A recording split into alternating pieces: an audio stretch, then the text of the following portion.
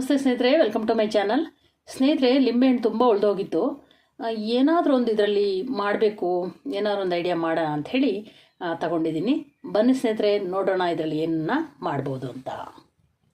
ನಾನು ಲಿಂಬೆಹಣ್ಣನ್ನು 4 ಭಾಗಗಳಾಗಿ ಕಟ್ ಮಾಡಿ ಅದರ ರಸವನ್ನು ತೆಗೆದೀನಿ. ಕಾರಣ ಇಷ್ಟೇ, ರಸ ಚೆನ್ನಾಗಿ ತೆಗಿಬೋದು. ಇನ್ನು ಮತ್ತು ನಾವು ಆ ಸಿಪ್ಪೆಯನ್ನು ಕೂಡ ಮತ್ತೆ ನಾವು ಬಳಸ್ಕೊಳ್ಬೋದು. ಇನ್ನೊಮ್ಮೆ ಅದನ್ನು ಕಟ್ ಮಾಡೋ ಅವಶ್ಯಕತೆ ಬರೋದಿಲ್ಲ ಅಂಥೇಳಿ ಆ ಥರ ಕಟ್ ಮಾಡಿ ನಾನು ತಗೊಂಡಿದ್ದೇನೆ. ಹಾಗೆ ರಸದಲ್ಲಿ ಇರುವಂಥ ಸೀಡ್ಸ್ ಎಲ್ಲ ತೆಗೆದುಬಿಟ್ಟು ಆ ರಸವನ್ನು ನಾನು ಒಂದು ಪಾತ್ರೆಗೆ ಹಾಕ್ಕೊಂಡಿದ್ದೇನೆ. ಅಗಲವಾದ ತಟ್ಟೆಯಲ್ಲಿ ಇದನ್ನು ರಸವನ್ನು 2 ಭಾಗಗಳಾಗಿ 2 ತಟ್ಟೆಯಲ್ಲಿ ನಾನು ಹಾಕ್ಕೊಂಡಿದ್ದೀನಿ. ನಾನು ಈ ಕಪ್ಪಲ್ಲಿ 2 ಕಪ್ಪು ಸಕ್ಕರೆನ ಒಂದು ತಟ್ಟೆಗೆ ಹಾಕಿದ್ದೇನೆ. ಇನ್ನೆರಡು ಕಪ್ಪನ್ನು ಇನ್ನೊಂದು ತಟ್ಟೆಗೆ ಹಾಕಿ ಇದನ್ನು ಚೆನ್ನಾಗಿ ಸ್ಪ್ರೆಡ್ ಮಾಡ್ಕೊಂಡಿದ್ದೇನೆ.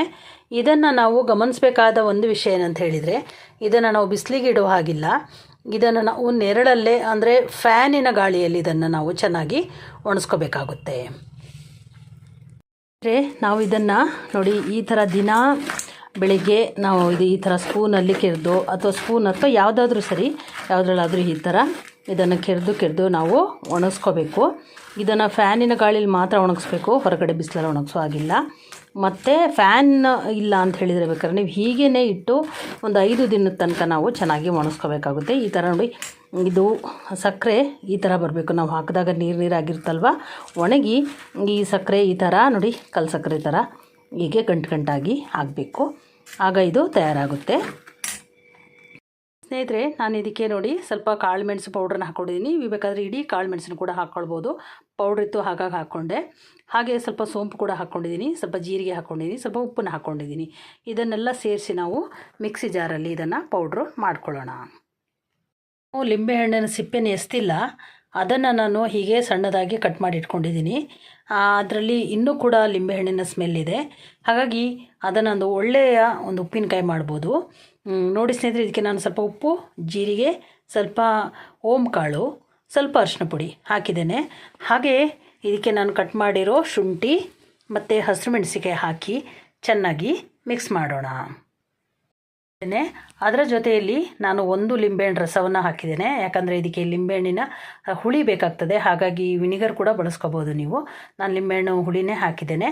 ಹಾಗೆ ಆ ರುಚಿಯನ್ನು ಸ್ವಲ್ಪ ಬ್ಯಾಲೆನ್ಸ್ ಮಾಡಲಿಕ್ಕಾಗಿ ನಾನು 2 ಸ್ಪೂನ್ ಸಕ್ಕರೆ ಕೂಡ ಹಾಕಿ ಇದನ್ನು ಚೆನ್ನಾಗಿ ಮಿಕ್ಸ್ ಮಾಡಿ 1 ದಿನ ನಾವು ಮುಚ್ಚಳ ಮುಚ್ಚಿ ಹೊರಗಡೆ ನೀಡೋಣ.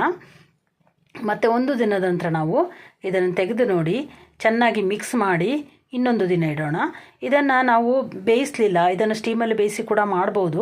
ಬಟ್ ನಾನು ಹಾಗೇ ಇದಾಗಲಿ ಅನ್ನೋ ಕಾರಣಕ್ಕೆ ಅದನ್ನು ಬೇಯಿಸಲಿಲ್ಲ. ಬೇಯಿಸಿದರೆ ಈ ಲಿಂಬೆಹಣ್ಣು ಸಿಪ್ಪೆ ಮೇಲಿರುವಂತಹ ಒಂದು ಕಹಿ ಅಂಶ ಇರ್ತದಲ್ಲ, ಅದು ಕಮ್ಮಿ ಆಗ್ತದೆ. ಬಟ್ ಆ ಕಹಿ, ಹುಳಿ, ಸಿಹಿ ಇವೆಲ್ಲ ಸೇರಿದಾಗ ಕೊಡೋ ಟೇಸ್ಟೇ ಬೇರೆ. ಹಾಗಾಗಿ ನಾನು ಅದನ್ನು ಮಾಡಲಿಲ್ಲ. ನೀವು ಕೂಡ ಹೀಗೆ ಮಾಡಿ. ಹಾಗೆ ಇದನ್ನು ಚೆನ್ನಾಗಿ ಮುಚ್ಚಳ ಮುಚ್ಚಿ ಈಗ ಹೊರಗಡೆ ಇಡಿ ಸ್ನೇಹಿತರೆ. 4 ದಿನದ ನಂತರ ಹೇಗಾಗಿದೆ ಅಂಥೇಳಿ ಚೆನ್ನಾಗಿ ಒಳ್ಳೆ ಘಮ ಘಮ ಅಂತಿದೆ. ಆಮೇಲೆ ನೋಡಿ, ಇದನ್ನು ನೋಡಿ ಎಷ್ಟು ಚೆನ್ನಾಗಿದೆ ಅಂತ. ಇದನ್ನು ಹಾಗೆ ತಿನ್ಬೋದು. ತುಂಬ ಚೆನ್ನಾಗಿದೆ. ಹಾಗೆ ತಿನ್ಬೋದು, ಊಟದ ಜೊತೆ ಹಂಚ್ಕೋಬೋದು. ಅಷ್ಟು ಚೆನ್ನಾಗಿ ಟೇಸ್ಟಿಯಾಗಿದೆ. ಸ್ವಲ್ಪ ತಳದಲ್ಲಿ ಜ್ಯೂಸಿಯಾಗಿದೆ, ಮೇಲೆ ಸ್ವಲ್ಪ ಡ್ರೈ ಆದಂಗಿದೆ. ಯಾಕಂದರೆ ನಾವು ಇದರಲ್ಲಿ ಹುಳಿನೆಲ್ಲ ತೆಗೆದಿದ್ವಲ್ಲ, ಹಾಗಾಗಿ. ಮತ್ತು ಇದರಲ್ಲಿ ನಾವು ಮೆಣಸಿಕಾಯಿ ಕೂಡ ಹಾಕಿದ್ವಿ ನೋಡಿ. ಈ ಮೆಣಸಿಕಾಯಿನ ನಾವು ಹಾಗೆ ತಿನ್ಬೋದು. ಖಾರನೇ ಆಗೋದಿಲ್ಲ, ಅಷ್ಟು ಚೆನ್ನಾಗಿದೆ. ನೀವು ಕೂಡ ಮಾಡಿ. ಹಾಗೆ ಹೇಗೆ ಬಂತು ಅಂತ ಕಮೆಂಟ್ ಮಾಡಿ ತಿಳಿಸಿ. ನಿಮಗಿದು ಇಷ್ಟ ಆದಲ್ಲಿ ಲೈಕ್ ಮಾಡಿ, ಶೇರ್ ಮಾಡಿ, ಹಾಗೂ ಸಬ್ಸ್ಕ್ರೈಬ್ ಮಾಡ್ಕೊಳ್ಳಿ ಸ್ನೇಹಿತರೆ. Thank you so much. Healthy food with Geetanjali. ಚೆನ್ನಾಗಿ ತಯಾರಾಗಿದೆ powder, juice powder, lemon powder. ತುಂಬ ಚೆನ್ನಾಗಿ ಕಾಣ್ತಿದೆ. ಇದನ್ನು ನಾನು ಪೌಡ್ರ್ ಮಾಡಿ ಹಾಗೆ ಜರಡಿಯಲ್ಲಿ ಜಲಿಸ್ಕೊಂಡು ತಗೊಂಡಿದ್ದೀನಿ. ಇದನ್ನೀಗ ಒಂದು ಡಬ್ಬದಲ್ಲಿ ಹಾಕಿಡೋಣ. ಬೇಸಿಗೆಗಾಲಕ್ಕೆ ನಾನು ತಯಾರಾಗಿದ್ದೀನಿ. ನೀವು ತಯಾರಿದ್ದೀರಾ? ನೀವೇನು ಮಾಡ್ಕೊಂಡಿದ್ದೀರಾ ಅಂತಂದು ನನಗೆ ಕಮೆಂಟ್ ಮಾಡಿ ತಿಳಿಸಿ.